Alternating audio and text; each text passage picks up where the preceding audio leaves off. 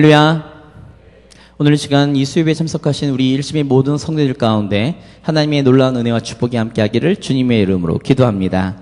우리 옆에 계시는 분과 함께 인사할까요? 웃으며 인사하실 때에 주님의 이름으로 사랑하고 축복합니다. 함께 인사하겠습니다. 한 번 더 웃으면서 인사할까요? 오직 주만 섬기는 교회와 성도가 됩시다. 함께 인사하겠습니다.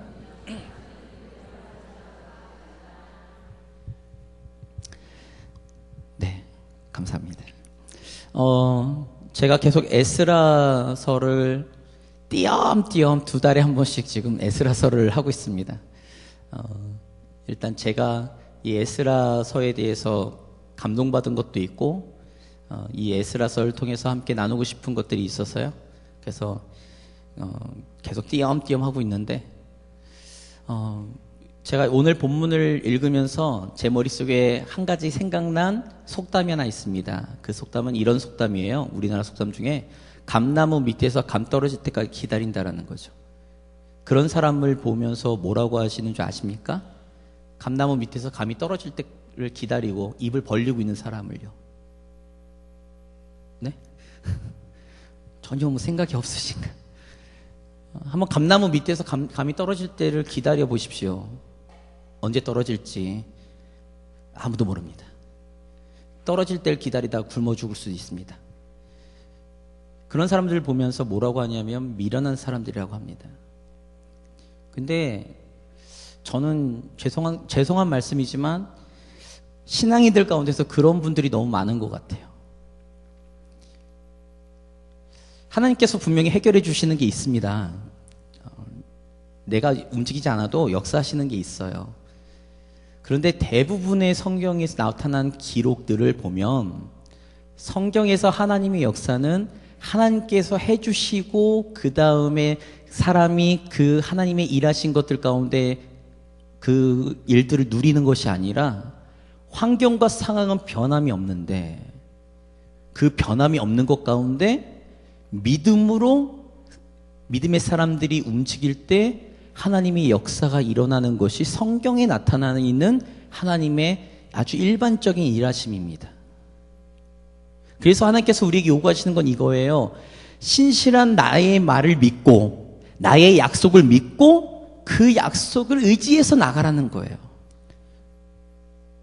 환경과 상황은 변하는 것이 없지만 하나님의 일하심을 의지하고 하나님의 그 신실하심을 의지해서 한 걸음 한 걸음 나아갈 때 하나님이 함께 하시고 하나님께서 형통케 하신다라는 의미를 우리가 성경을 통해 수없이 볼 수 있습니다. 근데 오늘날 그리스도인들은요, 믿음으로 무엇인가를 하나님의 말씀에 순종하고 하나님의 뜻대로 살려고 하는 모습이 없고요. 대부분 내 문제가 해결되면 내가 하나님께 무엇인가를 하려고 하는 굉장한 수동적인 자세를 갖고 있습니다. 그런 자세가 우리에게 굉장히 좋은 것 같이 보이지만 우리를 자꾸만 신앙의 유아기적으로 만드는 거예요. 오늘 제가 에스라서를 계속 봤는데 오늘 본문에 나타난 일이 그 일입니다. 자, 5장부터 볼게요. 5장 17절 같이 읽겠습니다. 17절을 같이 읽겠습니다. 5장 17절입니다. 시작. 이제 왕께서 좋게 여기시거든 바벨론에서 왕의 보물 정각에서 조사하사 과연 고레스 왕이 조서를 내려 하나님의 이 성전을 예루살렘에 다시 건축하라 하셨는지 보시고 왕은 이 일에 대하여 왕의 기쁘신 뜻을 우리에게 보이소서 하였더라. 이스라엘이 지금 예루살렘 성전, 하나님의 성전을 건축하고 있는데 방해자들이 지금 아수르 왕인 다리오에게 조서를 보낸 겁니다. 지금 저 이스라엘 백성들이 이런 이유 때문에 지금 성전을 건축한다고 하는데 그 성전을 건축하면 큰일 납니다. 왜냐하면 그 성전을 건축하고 나서 항상 저 나라는 자신들의 신인 하나님의 이름으로 그 지역을 통치하고 다스렸기 때문에 그렇습니다. 결국 당신에게 반기를 들 겁니다. 반역할 겁니다. 그런데도 과연 이 이야기가 정말로 고레스 왕이 했는지 확인해 보시고 왕이 하고 싶은 대로 해라는 거예요. 그걸 우리에게 얘기하면 우리가 실행하겠다는 거죠. 지금 방해자들이 이 예루살렘 성전을 건축하는 것을 방해하려고 정치적인 공세부터 시작해가지고 수없는 방해 작업을 하는데, 제가 지난번에 5장을 설교하면서 이렇게 제목을 적었어요. 멈춰 계실 겁니까? 라는 설교 제목으로 제가 설교를 했습니다. 문제가 생겼을 때 하나님의 일들을 감당하고 하나님의 말씀, 나에게 주신 하나님의 약속들을 내가 실천하고 그대로 살려고 하는데 방해가 있어요. 믿음을 방해하는, 믿음의 생활을 방해하는 것들이 있어요. 그 방해에 부딪히고 환경에 부딪혔을 때 나는 좌포자기고 멈춰 있을 거냐? 이스라엘은 안 그랬다는 거죠. 이스라엘은 그러지 않았습니다. 지금 또 어떤 일들이 벌어지는지 한번 보십시오. 분명히 이스라엘은 지금 성전 건축이 아닥사스다 왕 때 중단하라고 명령이 내려졌어요. 근데 그 왕의 명령을 어기고 지금 다시 성전 건축을 하는 거죠. 이들은 정치적으로 지금 큰 위기에 직면했습니다. 이제 다리오 왕이 조서만 내리면 이들은 싹 다 멸절당할 수도 있는 위기예요. 목숨의 위기도 있는 거죠. 그런데 이들은 그런 환경과 정치적인 상황들을 보지 않고 무엇만 보았냐? 하나님의 약속을 봤던 거죠. 그 하나님의 약속을 의지해서 성전 건축을 재개했습니다. 그래서 방해를 하려고 아예 다 멸절시켜버리려고 다리오 왕에게 조서를 내렸는데 다리오 왕이 이렇게 한 거죠. 6장 1절입니다. 같이 보겠습니다. 1절입니다. 이에 다리오 왕이 조서를 내려 문서 창고 곧 바벨론에 보물을 쌓아둔 보물 정각에서 조사하게 하여 2절 메데도 앙메다 궁성에서 한 두루마리를 찾았으니 거기에 기록되었으되. 다리오 왕이요 찾아보기 시작한 거죠. 아, 진짜로 이런 조서가 내려졌는가 라는 겁니다. 그랬더니 이렇게 돼 있습니다. 3절에서부터 4절입니다. 같이 읽겠습니다. 고레스 왕 원년에 조서를 내려 이르기를 예루살렘에 있는 하나님의 성전에 대하여 이르노니 이 성전 곧 제사 드리는 처소를 건축하되 지대를 견고히 쌓고 그 성전의 높이는 60규빗으로 너비도 60규빗으로 하고 큰 돌 3켜에 새 나무 1켜를 놓으라. 그 경비는 다 왕실에서 내리라. 이게 고레스 왕의 조서였습니다. 어떻게 한다고요? 왕실에서 그 예루살렘 성전을 지을 수 있도록 다 지원하겠다는 얘기예요. 그리고는 5절입니다. 5절 같이 읽겠습니다.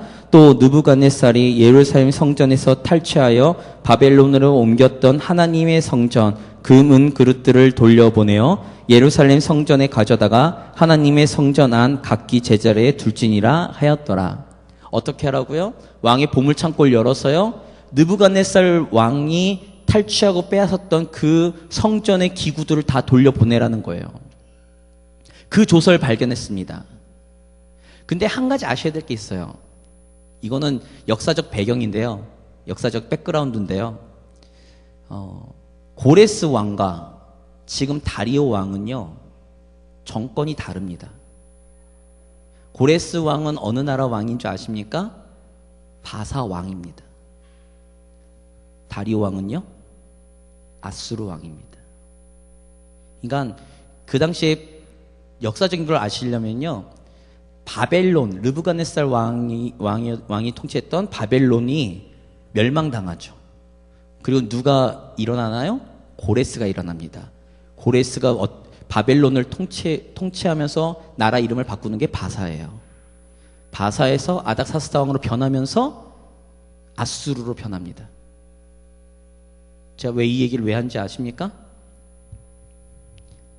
정권도 달라요. 나라도 달라요. 그런데 다리오가 고레스의 칙령을 존중해 줄 이유가 하나도 없습니다. 정치적으로. 전혀 이해가 안 되시는 표정들을 하시는데요. 나라가 바뀌었다니까요. 나라가 바뀌어서 약속된 거를 지키는 것이 말이 안 돼요. 죄송한 얘기지만 우리나라 정치도요. 정권이 변하면요. 그 전에 있던 정권에서 약속했던 걸 지킬 의무가 없습니다. 있나요? 없습니다. 정권이 바뀌어도 왕만 바뀌어도 그걸 지킬 의무가 없는데 지금 나라가 바뀌었어요. 나라가 바뀌었다고요. 그런데 지금 다리오 왕은 어떻게 행하느냐 보십시오. 말씀 보겠습니다. 자, 7절 말씀 같이 읽겠습니다. 하나님의 성전 공사를 막지 말고 유다 총독과 장로들이 하나님의 이 성전을 제자리에 건축하게 하라. 다리오가요, 아수르 왕이었던 다리오가요, 그 전 나라였던 바사왕 고레스의 칙령을 보고는 그 약속을 지켜주기로 마음먹었습니다. 이게 가능한 일인가요? 불가능한 일입니다. 그리고 예루살렘 성전을 방해하려고 했던 사람들이 5장에 이 다리오 왕에게 조서를 보낸 게 어떤 내용이냐면 이들이 반역할 거라는 거예요. 이들은 반역자라는 거예요. 곧 예루살렘 성전과 성곽을 다 완성하고 난 다음에는 이제 당신에게 반역을 일으킬 겁니다라고 조서를 보낸 내용이 있어요. 그럼에도 불구하고 지금 다리오 왕은 이 고레스 왕의 칙령을 존중해주고 고레스 왕이 이스라엘에게 약속했던 것을 지켜주려고 하는 거예요. 그 지켜주는 게 더 고레스보다 더 정확하게 지켜줍니다. 한번 보세요. 8절 말씀 같이 읽겠습니다. 내가 또 조서를 내려 하나님의 이 성전을 건축함에 대하여 너희가 유다 사람의 장로들에게 행할 것을 알리노니 왕의 제사 곧 유브라데 강 건너편에서 거둔 세금 중에서 그 경비를 이 사람들에게 끊임없이 주어 그들로 멈추지 않게 하라. 끊임없이 주래요. 성전을 건축할 수 있도록 끊임없이 지원하래요. 근데 재밌는 게 있어요. 보시면요, 8절이죠. 8절에 곧 유브라데 강 건너편에서 거둔 세금이에요. 다시요. 유브라데 강 건너편에서 거둔 세금입니다. 이 사람들이 누군지 아세요? 말씀 봐야죠. 이 사람들이 6절의 말씀입니다. 6절의 말씀 다시 읽어볼게요. 읽어봅니다. 이제 유브라데 강 건너편 총독 다뜨네와 스발 보스네와 너희 동간 유브라데 강 건너편 아비삭 사람들은 그곳을 멀리하여. 유브라데 강 건너편에서 그들을 지원하라고 이야기했잖아요. 그들이 누구죠? 예루살렘 성전 건축을 방해했던 장본인들입니다. 그 장본인들에게 예루살렘 성전을 건축하지 말라고 방해를 하고 있던 사람들에게 오히려 너희가 지원하라는 거예요. 그건 내 재산이니까 너희가 지원해, 이러는 거죠. 9절입니다. 9절 같이 보겠습니다. 9절과 10절입니다. 또 그들이 필요로 하는 것 곧 하늘에 하나님께 드릴 번제의 수송아지와 순양과 어린 양과 또 밀과 소금과 포도주와 기름을 예루살렘 제사장의 요구대로 어김없이 날마다 주어 그들이 하늘에 하나님께 향기로운 제물을 드려 왕과 왕자들의 생명을 위하여 기도하게 하라. 어떻게 하라고요? 제사를 드리는데 필요한 모든 제물들을 다 공급해 주라는 거죠. 더 재미있는 게 있습니다. 11절, 12절입니다. 같이 읽겠습니다. 내가 또 명령을 내리더니 누구를 막론하고 이 명령을 변조하며 그의 집에서 들보를 빼내고 그를 그 위에 메어 달게 하고 그의 집은 이로 말미암아 거름더미가 되게 하라. 만일 왕들이나 백성이 이 명령을 변조하고 손을 들어 예루살렘 하나님의 성전을 헐진대 그곳에 이름을 두신 하나님이 그들을 멸하시기를 원하노라. 나 다리오가 조서를 내렸노니 신속히 행할지어다 하였더라. 11절에 이렇게 얘기하는 거예요. 지금부터 내가 내린 이 명령을 바꾸면 그 누가 바꾸더라도 그 바꾼 사람을, 바꾸려고 하는 사람을 죽이고 그 집을 멸절하겠다라는 거죠. 왜요? 그 전에 아닥사스다 왕 때 멈추게 했잖아요. 다리오 왕이 그거 자체를 못하게 만듭니다.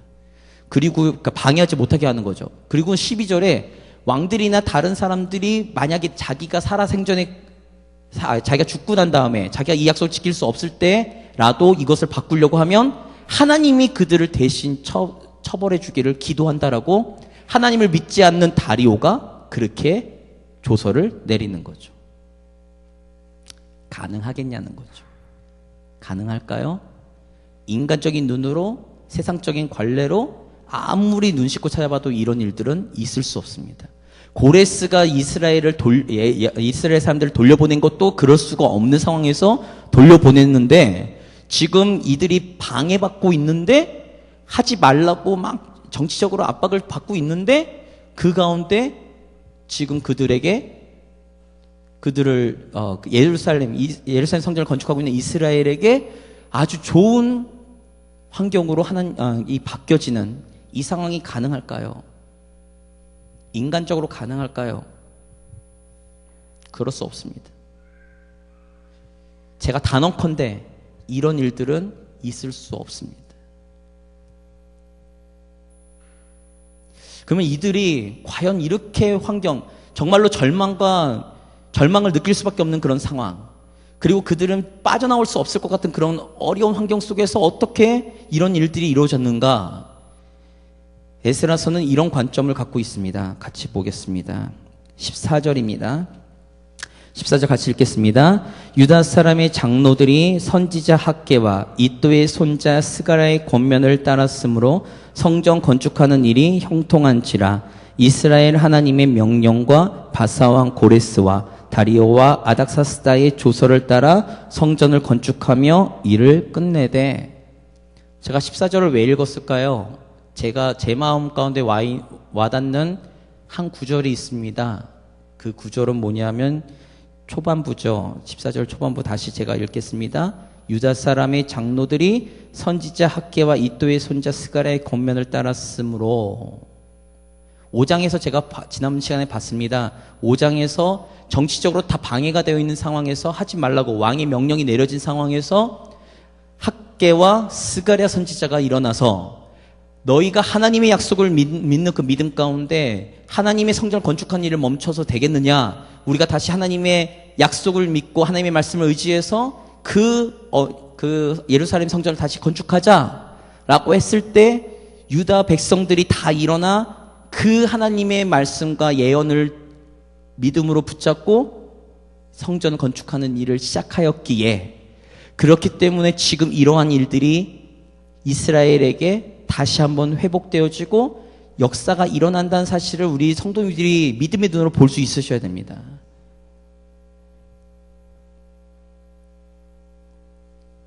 제가 오늘 말씀드리고 싶은 이 얘기예요. 핵심은 이겁니다. 우리가 믿음 생활합니다. 신앙 생활합니다. 더 나아가서 하나님의 나라를 위한 어떤 하나님에 관련된 일들을 하려고 합니다. 방해가 없을까요? 문제가 없을까요? 환경이 다 열릴까요? 아니요, 안 열립니다. 오히려 핍박이 올 수 있습니다. 오히려 고난이 올 수 있습니다. 오히려 방해가 엄청날 수 있습니다. 그럴 때 우리는 그냥 머물러 있을 겁니까? 멈춰 있을 겁니까? 아니면 주의 그 약속, 신실하신 약속을 의지하는 그 믿음 가운데 우리는 하나님의 말씀을 의지해서 하나님의 말씀대로 순종하며 우리의 믿음을 한 걸음 한 걸음 걸어 나가시겠습니까? 제가 말씀드리고 싶은 건 여기에 있어요. 우리가 매일매일의 삶 가운데서 우리가 하나님의 말씀을 따라, 하나님의 가치관을 따라, 하나님의 뜻을 따라 우리가 살아가야 될 이유가 바로 여기에 있습니다. 그런데 대부분의 많은 성도님들은 그것들이 다 해결되고 난 다음에 난 무엇인가를 하겠다라고 생각하시는 분들이 너무 많아요. 출애굽기에 홍해가 앞을 가로막고 있을 때에 그 모세가 이렇게 이스라엘 백성들에게 얘기합니다. 보라, 오늘 하나님의 손이 너희를 구원하는 그 구원의 역사를 보라고 선포합니다. 홍해를 만나지 않았으면 홍해가 갈라지고 하나님께서 그 홍해 가운데 바로의 군대를 수장시켜버리는 하나님의 역사를 볼 수가 없죠. 보실 수 있을 것 같습니까? 못 보십니다. 광야의 길을 믿음으로 순종하면서 한 걸음 한 걸음 걸어가니 만나를 먹을 수 있는 것입니다. 약속의 땅인 가나안 땅을 바라보면서 하나님의 그 약속하심을 바라보면서 한 걸음 한 걸음 걸어갈 때 여리고도 무너지고 가나안 땅을 정복해 나갈 수 있는 놀라운 하나님의 군대가 된 줄을 우리 성도님들은 믿으셔야 됩니다. 신약 성경에 어떤가요? 예수님께서 병자들을 고칠 때도 병자들에게 날 때부터 소경된 자에게 실로암에 가서 눈을 씻으라 했을 때 눈을 씻으니까 역사가 일어나잖아요.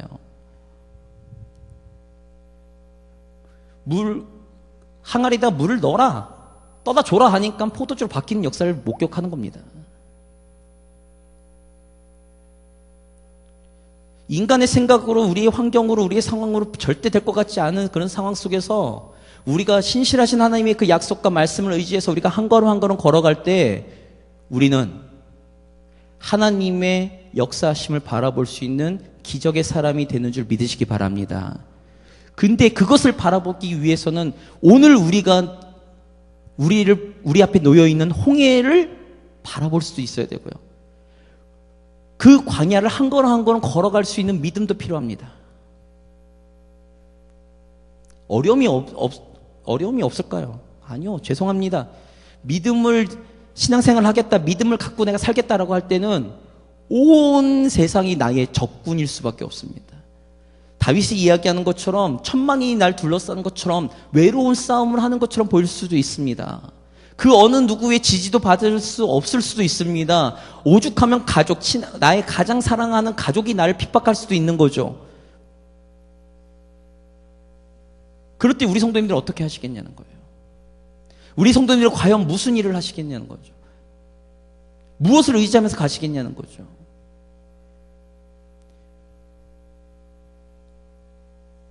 그냥 감나무 밑에서 감이 떨어질 하나님께서 역사하실 길을 기다리기만 하시는 우리 성도님 되시겠냐는 거죠.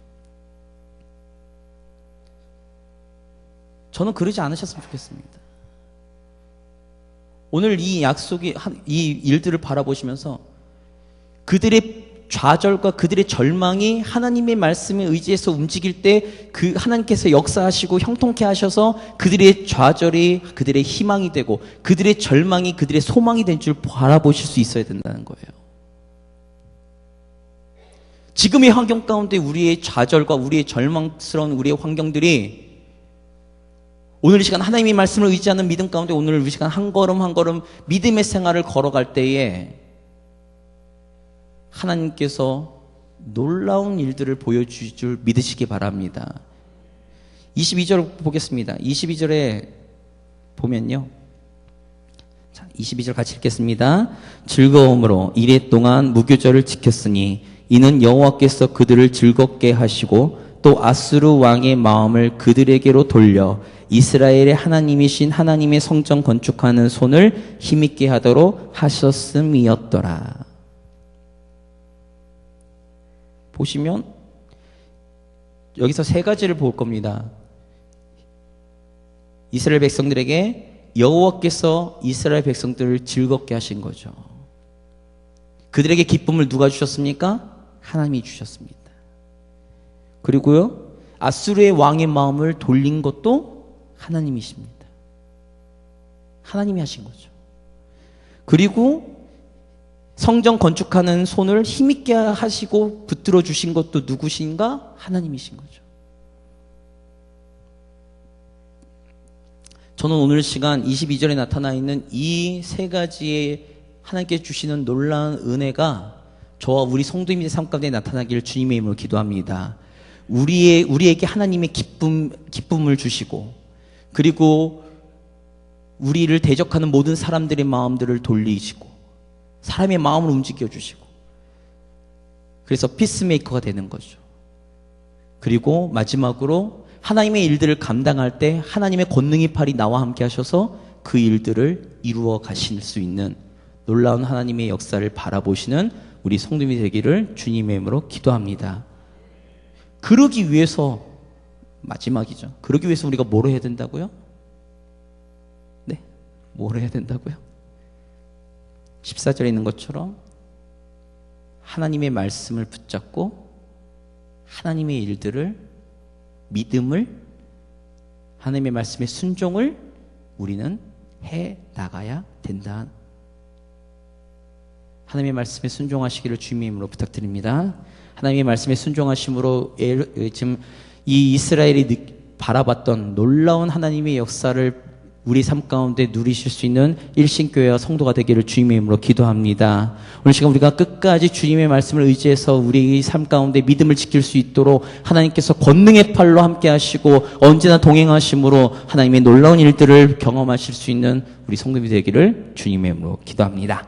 같이 우리 말씀 붙들고 기도하겠습니다.